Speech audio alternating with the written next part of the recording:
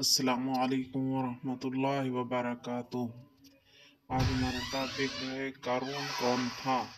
हज़रत इब्न अब्बास रज़ी अल्लाह तआला अन्हुमा फरमाते हैं कि कारून मूसा अलैहिस्सलाम का चचाज़ाद भाई था और इब्राहिम, नखी, अब्दुल्ला बिन हारिस बिन नवाफिल, समाक बिन हारुक, कतादा बिन मालिक बिन दीनार बिन जरीह रज़ी अल्लाह तआला रहमतुल्लाह अलैह की भी राय है कि इब्ने जरेज ने इसका नसब भी बयान किया है। कारून बिन यसहब बिन कहत जबकि मूसा अलैहिस्सलाम इमरान बिन कहत के बेटे हैं। और इब्ने जुरैर ने कहा कि अक्सर अहले इल्म का यही कौल है कि वो मूसा अलैहिस्सलाम का चचाज़ाद था।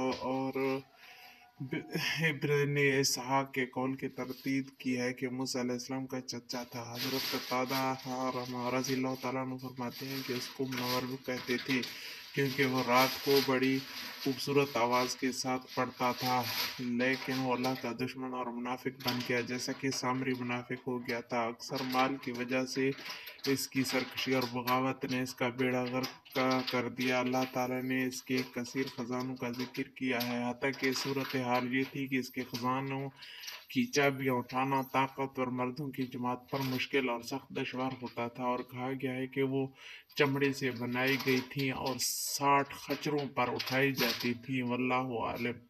उम्मीद है कि हमारी आज की वीडियो आप लोगों को अच्छी लगी होगी, और अच्छी लगी है तो लाइक करें, सब्सक्राइब करें, शेयर करें ताकि हमारे हर आने वाली वीडियो को बर वक्त मिल सकें। अल्लाह हाफिज़।